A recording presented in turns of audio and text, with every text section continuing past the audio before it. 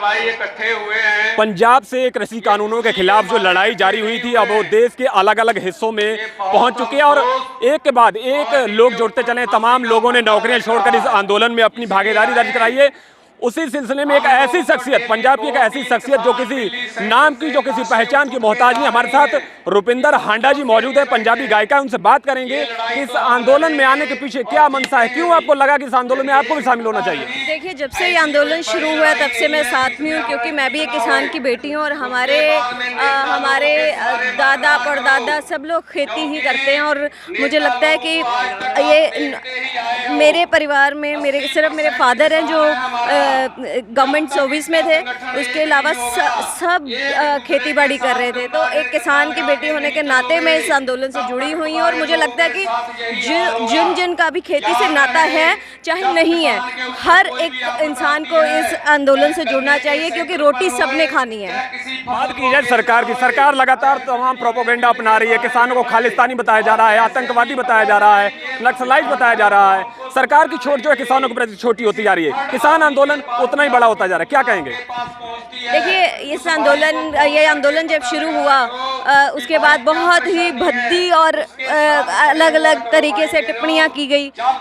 लोकतंत्र तो कहीं दिख ही नहीं रहा है, यहाँ पे सिर्फ बीजेपी तंत्र है जो अपने हिसाब से सरकार को चलाई जा रही है, लोगों को घुमाई जा रही है और अब अपनी मनमानी हो रही है, यहाँ तानाशाह वाली सरकार हो रही है। तो लोकतंत्र तो कहीं है ही नहीं। वो चाहे जितना मर्जी जोर लगा ले, जो सच है वो दुनिया के सामने आएगा। ये लोग किसान हैं, इनको चाहे नकली किसान कह लें, इनको आतंकवादी, उनके कहने से कुछ नहीं होने वाला। जो सच है वो दुनिया के सामने है। और आज अगर ये लोगों को इन्होंने तितर बितर करने की कोशिश की है, बहुत सारी चीज़ें इन्होंने 26 का वाक़या अगर हम याद करें तो तितर बितर करने के लिए बहुत बड़ी साजिश थी वो। लेकिन वो साजिश में वो इनकी टोटली फेल हुई, क्योंकि इस संघर्ष को वो परमात्मा चला रहा है। अगर वो उसकी ओट ना होती तो शायद ये आंदोलन भी और आंदोलनों की तरह बिखर चुका होता। लेकिन ये आंदोलन चलता रहेगा जब तक किसानों को उनके हक नहीं मिलते, वो घर ऐसे नहीं मुड़ने वाले हैं। बात की जाए पश्चिम बंगाल समेत कई राज्यों में चुनाव हैं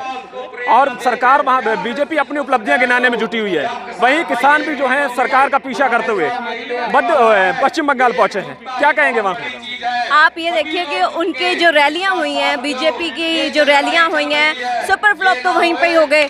उन रैलियों में इक्का दुक्का लोग पहुंचे हैं। और आप ये देखिए, ये किसानी संघर्ष की रैलियां हैं और इन रैलियों में ये नकली किसान जिनको ये बोलते हैं या आतंकवादी जिनको बोलते हैं, ये बैठे हैं। वो लोग अपने हकों की लड़ाई के लिए आवाज़ बुलंद कर रहे हैं यहाँ पे। और उनकी रैलियों में आप देखिए कि क्या वहाँ पर चंद लोग थे, यही उनकी सबसे बड़ी जो एक शीशे में उनको चेहरा दिखाने का एक मौका मिल गया। आज इस जनता ने उनको शीशे में उनका चेहरा दिखा दिया कि आप ये हैं और बीजेपी की जो नीतियां हैं वो आगे नहीं चलने वाली हैं। वो उनका एकदम चिट्ठा साफ हो चुका है। पश्चिम बंगाल की बात जैसे मैंने आपसे की चुनाव की, ममता बनर्जी वहां पर हैं, एक महिला को घेरने के लिए भाजपा ने अपना पूरा जो तंत्र है वो लगा दिया। उसको लेकर क्या कहेंगे?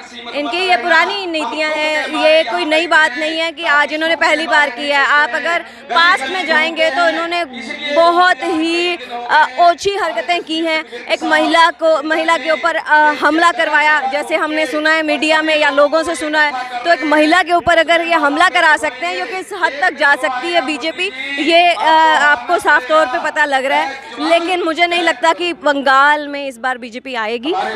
इस बार भी पहले की तरह वही जीतने वाली हैं, जिनको ये इस तरह से ओछी हरकतें करके ये अस्पताल में जिनको पहुंचाने की कोशिश की है, आना तो उन्होंने ही है। अंतिम सवाल आपसे, इस आंदोलन में आप शामिल हुई हैं, लगातार आप हिस्सा बनी इस आंदोलन। अगर ईवीएम ना हुआ तो मैं जैसे आपसे अंतिम सवाल मेरा आपसे, पंजाब से लड़ाई शुरू हुई, आप लगातार साथ में, दिल्ली में भी आंदोलन चला, 100 दिन से ज़्यादा हो चुके हैं, अब आप यूपी पहुंचे हैं, लड़ाई कहां तक जारी रहेगी, किस तरीके से जारी है, क्या अपील करेंगे किसानों से? मैं तो बंगाल भी जाने वाली थी, लेकिन एंड मोमेंट पे मेरा कैंसिल हो गया क्योंकि मेरी तबीयत ठीक नहीं थी, क्योंकि बहुत लंबे समय से संघर्ष के साथ जुड़ी हुई हूँ।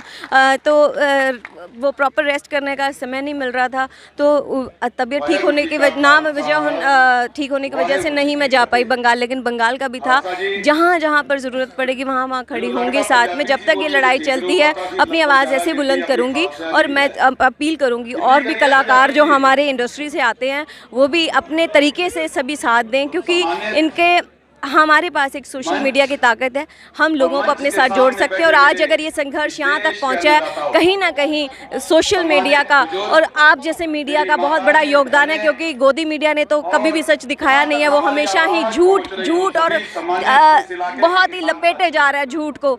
तो आप जैसे मीडिया जो सच दिखाता है, सच दिखाने की हिम्मत रखता है, उनका बहुत बहुत धन्यवाद। और ये लोगों की ताकत है जो आज ये आंदोलन यहाँ तक शिखर तक पहुँचा। अंतिम सवाल आपसे पंजाबी में जे एक रूप से तो दूजे ਨੂੰ मनाना चाहिए, लेकिन यहाँ पे स्थिति बिल्कुल उल्टी हो गई है। सरकार भी मानने को तैयार नहीं है, किसान भी अड़े हुए हैं।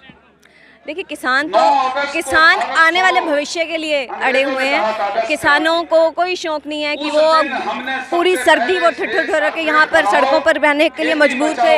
आज गर्मी आ गई है, गर्मी भी पूरी वो तैयारी के साथ बैठे हैं कि अगर जब तक हमें यहाँ पे डटे रहना पड़ेगा हम डटे रहेंगे। उनको कोई शौक नहीं है, लेकिन वो अपने हकों के लिए, ये आज सिर्फ किसानों का संघर्ष नहीं है, ये जन सैलाब, जन आंदोलन बन चुका है।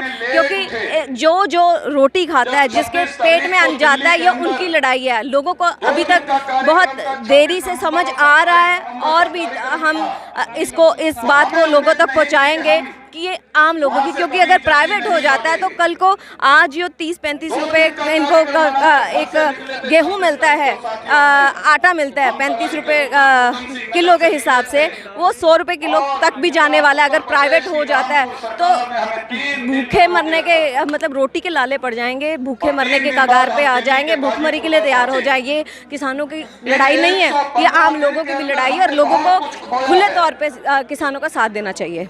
ये थी हमारे साथ तो रुपिंदर हांडा, जिन्होंने कहा कि ये सिर्फ लड़ाई अब किसानों की नहीं है, ये हर उस आदमी की लड़ाई है जो रोटी खाता है। और ये लड़ाई जो पंजाब से शुरू हुई थी, ये लगातार जारी रहेगी। शाहजहांपुर से बलजीत सिंह के साथ सिमरनजीत सिंह।